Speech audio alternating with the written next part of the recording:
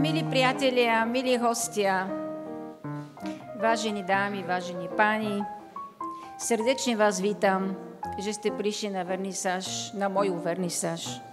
Chcem speciálne privítať veľvyslanca Bulharskej republiky, jeho excelencia Vasil Petkov.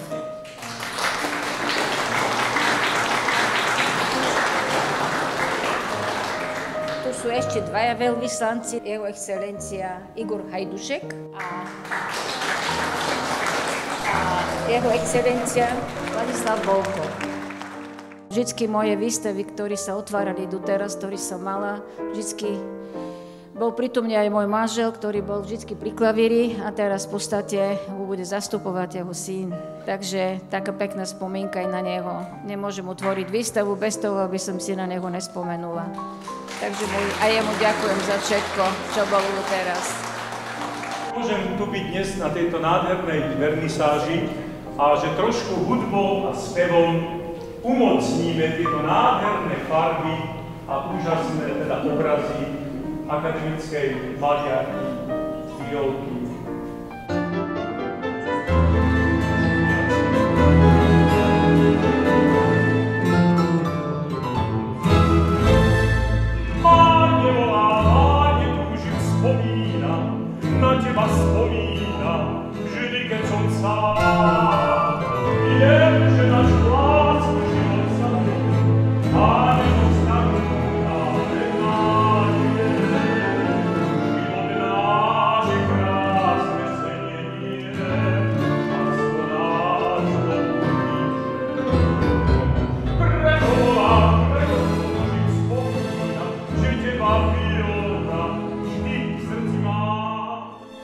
Súčasná výstava Violety Bázlik Královej Symboly novej cesty vlastne predstavuje to ako miernu retrospektívu a síce diela od roku 2006 až 2025. Sú to diela, ktoré sú, ako vždy býva u nej zvykom, plné farby, plné ohňostroja rôznych odtieňov a naozaj zaujímavých motivov, pretože jej tvorba skutočne predstavuje nielen zátišia, akty, portréty, ale aj prvky prírody, ale aj zvieratka. To znamená, že keď sa pozorne dívate na jej tvorbu, tak tam nájdete sovu, koníka, čierneho psíka, ale aj Arnolda, sovu, ktorá sa vracala sem na Slovensko a je to vlastne taká jej podsta aj, dalo by sa povedať, hudbe, keďže jej manžel Bázlik tvoril popri jej malovaní a vlastne svojím spôsobom malba doplňa aj tieto hudobné motívy.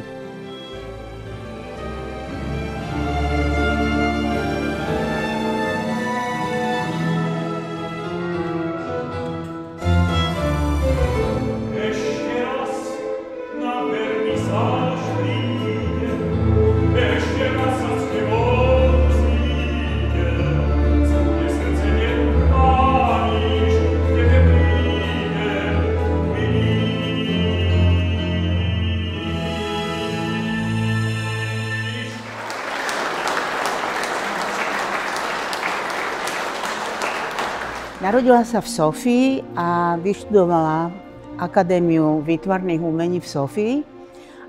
Jej škola však pre veľmi dobré výsledky ponúkla, že môže študovať v zahraničí. A to ponúkla jej buď v Moskve, Budapešti, alebo v Prahe. A vybrala si Prahu, kde študovala na Vysokej škole umeleckého priemyslu a síce voľnú tvorbu, ale aj textil a návrhárstvo odevné. Tvorba Violety Bázlik Královej prináša typickú slovanskú mystiku, spojenie východoevropských kultúr spolu so západoevropskými gestickými a expresionistickými princípmi. Je však založená absolútne na emocionálnej báze, je založená na vyjadrení vnútorného, dalo by sa povedať, aj nepokoja a takých vnútorných pohnutok, ktoré nastali po určitých zmenách v jej živote. Som veľmi rada, že sa podarilo zrealizovať tú skutočne tú výstavu, ktorú teraz bude prebiehať na hrade a s názvom Symboly novej cesty. Symboly novej cesty preto, lebo v živote človeka sa odohrávajú niekedy také situácie, keď sú také buď prelomové, alebo pocitové, emocionálne stránky a potom človek má pocit, že ako keby začínal od znova. Ja sa nachádzam momentálne v takej podobnej situácii a som rada, že po dlhej pauze sa podarilo zrealizovať túto výstavu. Uprednostňujem prírodné motívy a veľakrát vkladám do obrazov aj